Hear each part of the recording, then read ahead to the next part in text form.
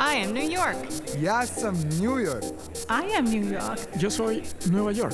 Sono New York. Je suis New York. We are New York. Welcome to DiverseCITY, where we explore New York's eclectic enclaves, one neighborhood at a time. I'm Zyphus Lebrun.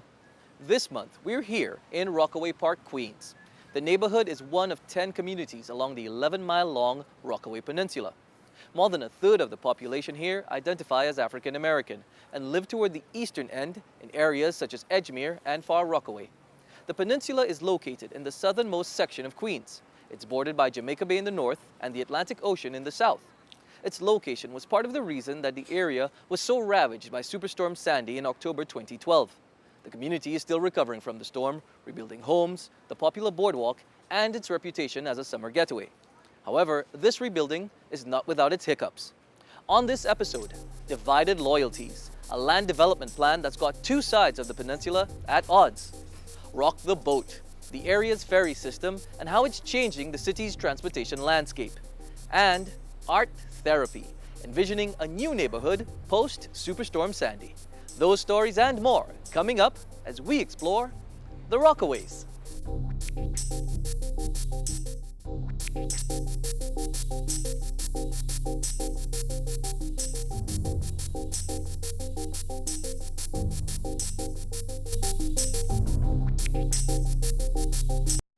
Call it a tale of two peninsulas. A real estate developer's plan to build an affordable housing complex in the less affluent Edgemere section of the Rockaways has driven a wedge between the east and west end of the peninsula. Some residents say the project is needed in an area that's not seen much investment in decades, while others contend that there's not enough infrastructure to handle the influx of people. Marlene Peralta has that story. This 10-acre site has sat vacant since the Peninsula Hospital closed in 2012. That changed earlier this year when an affordable housing developer, the Archer Companies, proposed an 11-building, 2,200-unit complex in its place. It's expected to include 2,200 units. It made the developer some unexpected allies, like the Youth Rockaway Task Force. One of their members argued at a Rockaway Community Board meeting last summer that investment in Edgemere was long overdue. But also what we have to realize is this is not the end-all be-all of development. It's a start so that we can start progressing and build a better future. But the board voted no on the proposal with conditions. They asked for fewer units, more parking, a new school, and a plan to address public transportation. Archer says the project will bring roughly 4,500 residents to the area, with retail space and a supermarket.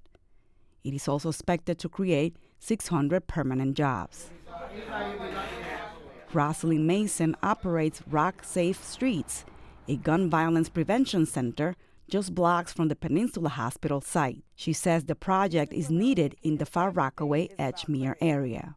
I think it's time for Far Rockaway to have a change. Far Rockaway, as I said, has looked the same for over 4 decades. There is no supermarket for miles around. I feel like now the people that are down in the East End will be able to go and sit and dine and have a glass of wine with your meal if that's what you want. Presently, in the East End, we don't have that. The fight is always wanting more. Glenn DiResto, a lifelong Rockaways resident, is on the other side of the argument.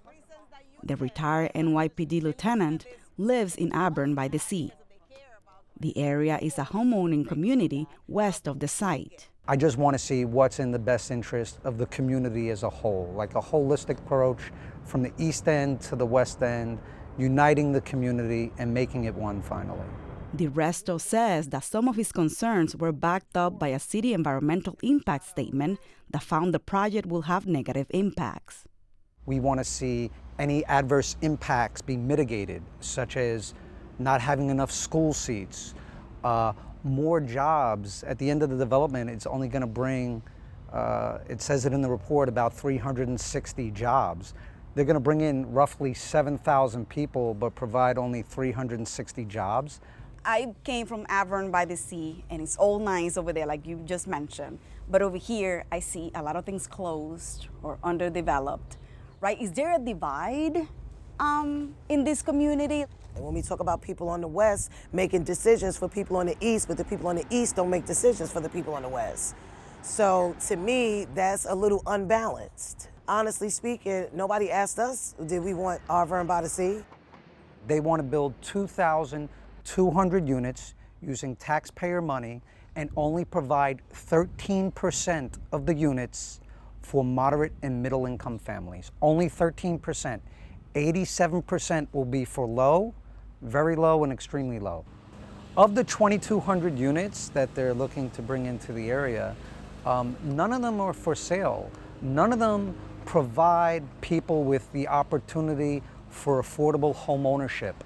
And you know, we all know that home ownership is really a way of people building wealth. Well, as I said, I believe that the people who will be moving in there will be able to save their money in order to get them affordable home. You don't just wake up in the morning and say, oh, I'm getting a home. Majority cannot walk into a bank and get a mortgage right now. So to talk about home ownership, who are you talking about? Because these people need to get into affordable housing so this way that they could be able to save their money to be established in that way. As much displacement happening that we're seeing in other. The main broker of all of this is Council Member Donovan Richards, whose district extends along the peninsula from Far Rockaway to Arverne. He says he wants the project to be inclusive of the existing communities. My job is to make sure that majority of the units are meeting the average incomes of neighborhood residents. So for those residents on the east end, the majority of their AMIs, the average AMI is 40% AMI, which just means a family of four earning $40,000 or so a year. We need to make sure that this project has a door that is available to them, that there are rentals available to them. Richard says the area in Edgemere is similar to downtown Far Rockaway, where the City Council passed rezoning legislation in 2017 that brought affordable housing to a dilapidated shopping center. So downtown Far Rockaway, very similar. People had to walk past the site for 40 years. Hungry people, people who needed jobs. And now what you see is a plan that we negotiated. We got a $40 million new library happening. We tore down the blight. We're building 1,800 units of housing, nearly 100,000 square feet of retail. Richard says the developments coming to the area can keep existing residents in the neighborhood. So it's just making sure that we can do everything we can do to bulletproof the deal, to ensure that we're keeping the people who stayed after Sandy, who were here during the hard times, that they can enjoy the good times and also be a part of what we're building as well. This is Marlene Peralta for DiverseCITY.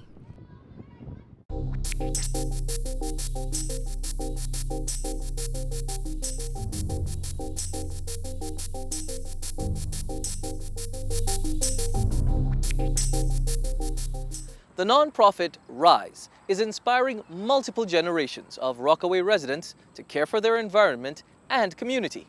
RISE stands for Rockaway Initiative for Sustainability and Equity.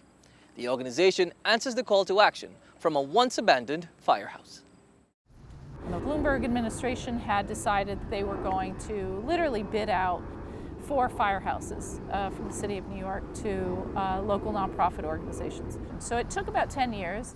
We had to renovate the existing building, but I thought that it was really important to the history of Rockaway that we protect this building and that we keep it for the community and for community purposes. So RISE is really like a community hub. It's specifically focused on community engagement, community events and programs, lectures, art exhibitions, all focused in and around the Rockaways. People come to the center, sometimes just randomly walking through here, also for our farm share program that we host every Wednesday. The Rockaway has been known to be a food desert. In the past, it has been very difficult to get healthy, nutritious, fresh vegetables. And so this is one way to allow people to just pick up their vegetables on a weekly basis. They paid into it, they know they will have it, and it costs less than buying in the supermarket. It also brings people in the community together. They come from different ends of the Rockaways to come here. So we meet people from all over the peninsula. lot of the work that we're doing is with young people, high school students and middle school students, focused in and around environmental justice, environmental conservation, urban planning, and civic engagement. And so most of the work that we do is through them, really, primarily engaging them in real projects, right? Working on urban planning development, green infrastructure projects, or planting, trees and grasses to create a protective buffer for shoreline protection. So I think the benefit is that we're using this 11 miles of open stretch of public land for educational purposes. Approximately 4 months ago, Rockaway faced the most devastating event in the past couple of decades, Hurricane Sandy.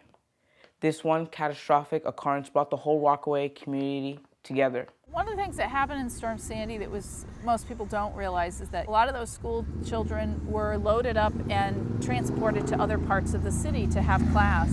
And so it was very important to me that we restart our youth programs. A lot of our kids needed somebody to talk to. They wanted to re-engage with each other. They wanted to be together again.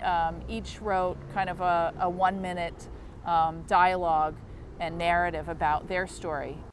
The question is, why we could not seize this moment? Is it because we think we no longer need each other? Or is it because we are a stubborn kind? Or maybe we need a continuous amount of hurricanes to bring us together, yet submerge us underwater? No. We need to wake up and smell the sea salt that may devour us one day and work on preventing this from happening. We need to work together to revive, rebuild, renew, Rockaway.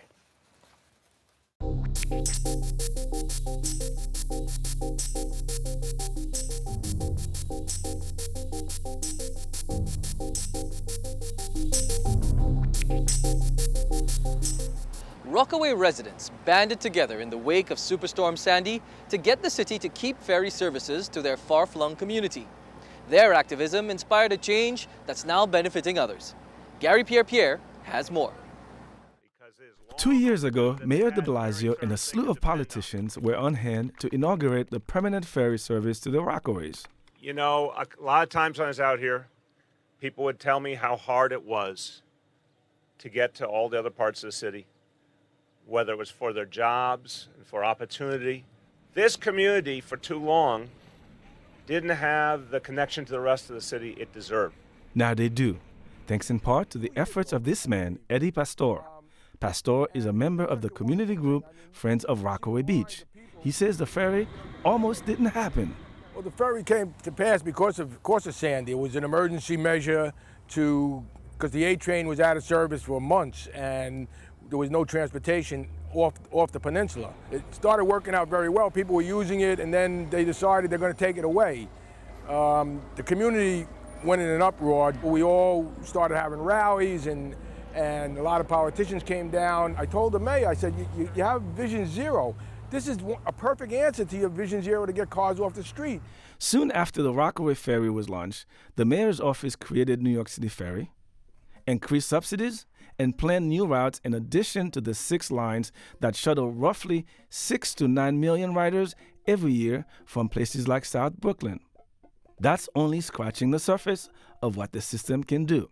Last year, a ferry feasibility study by the New York City Economic Development Corporation found that there are opportunities to build 35 additional ferry lines in all 5 boroughs.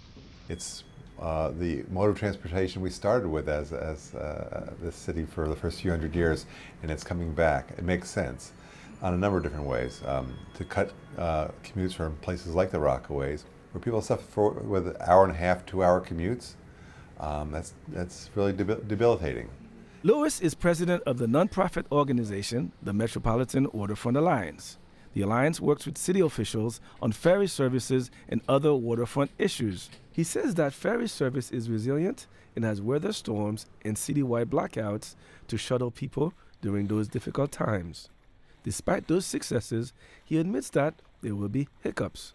you wouldn't expect your toddler to wash the dishes or do various other chores, or, you know, there's growing pains going on, and we're figuring things out. There are new routes that will be established. So I think the city's done a good job so far inaugurating the system, promoting the system, trying to iron out some of the kinks, but it will take some time. I think the most important thing is to make sure we have adequate funding to subsidize the system. These subsidies are key to keeping the system running because without them, ferry rides would be unaffordable. There was a rule said if we're going to put ferry services, other than the Staten Island ferry service, we're not going to subsidize it. They would build terminals, but they were not going to subsidize it. That rule stayed in effect for about 20 years. But then Mayor Bloomberg decided with the East River Ferry Service for the first time to start subsidizing ferry service, bring the fare down to a more reasonable rate. At a time when the city streets are clogged with cars and the subways are stretched to near breaking points, ferry transportation makes sense to Rockaway residents like Kathleen Morris, not just for their neighborhood, but citywide. It's the best thing that happened to Rockaway. When I come by here on my bike and I see all the cars parked early morning where there was no cars here before, people are gone to work on the ferry. And working people deserve stuff like that. You know, okay, make the trains better, but this is way better than any train. For DiverseCITY, I'm Gary Pierre.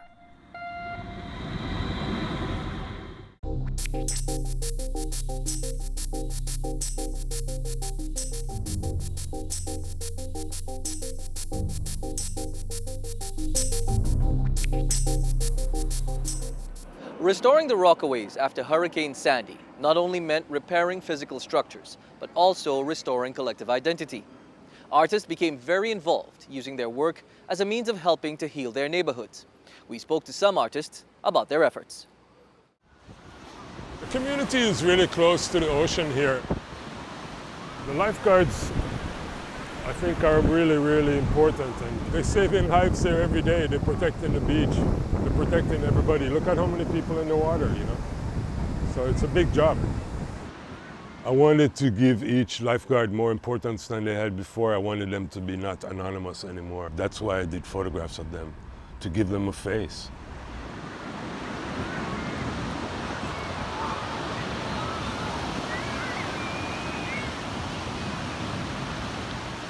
I'm here for the ocean. I'm here to be with the ocean and help other people be with the ocean. First person I saved, she was so happy.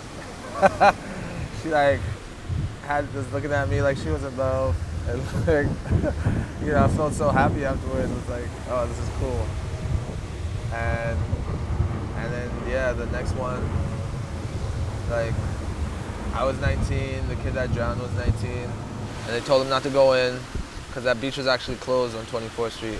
They went in anyway, and as I found out the next day in the newspaper, just told his parents that he was going out to the beach, and he came out here and never made it back. That was one of the biggest lessons to me, that the ocean is just super unforgiving.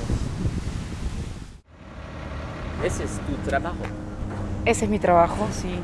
Tratábamos de embellecer una casa que fue afectada por el huracán Sandy en Rockaway.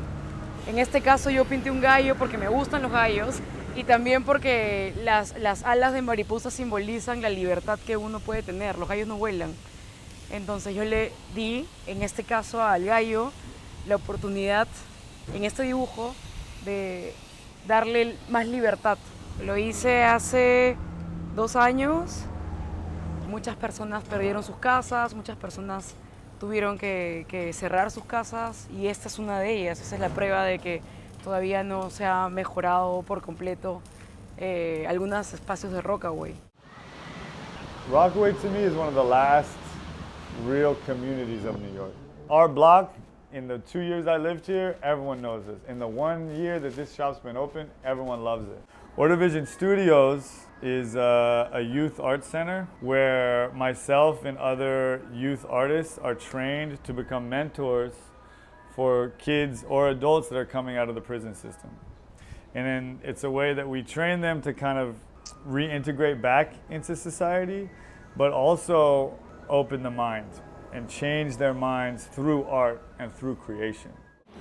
The heart resembles like how we all have to give each other some love. And like this represents like how everybody has scars in their heart. Like just because we show love doesn't mean we actually feel love and stuff like that. And the water represents drowning. So like the obstacles that's in the way is trying to let us drown, but until we push that up, then we'll survive.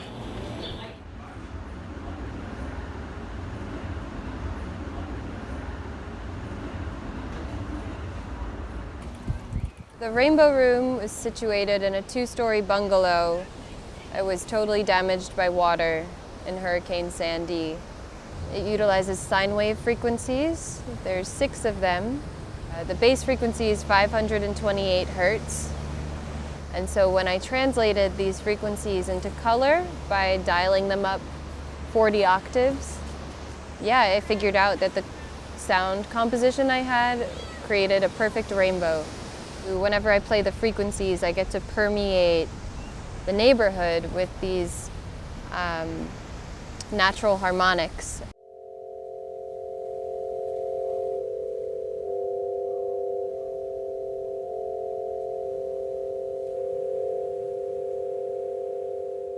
Whether it's sound waves, color frequency waves, ocean waves, radio waves, I'm interested in trying to bring those all together.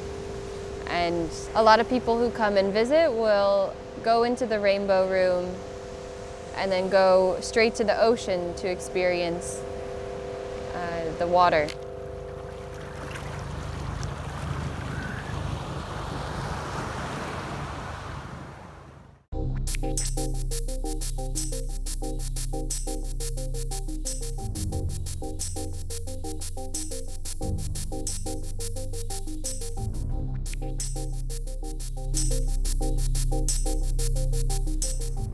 Finally, there's a bike-riding newspaper publisher out here who's running a successful business at a time when experts are saying print media is dying. I caught up with him on his bike route. Kevin, I know you said earlier that this was your first location. Correct. Tell me a little bit about... it was a vacant space because of Hurricane Sandy. It was vacant, so it's only about 250 square feet. It was really tight quarters, and it's now a taxi service dispatch office. So we had a full newspaper running out of it. Now, the paper runs out of an office nestled across the parking lot in this small strip mall, while the old office still wears a badge of honor, a bike that was hoisted and latched to the roof, the paper's emblem, and a symbol of the neighborhood's culture and one of Boyle's passions. First of all, I said to you before we started filming that I was biking before biking was cool, so let me get that on the record. But it's also the most convenient way to get around. It's also a way to do news gathering, to see people. People who become your sources, people who become, they're your customers, so you're saying hello to people all the time, and it's easy to slow down and chat when you're on your bike rather than your car.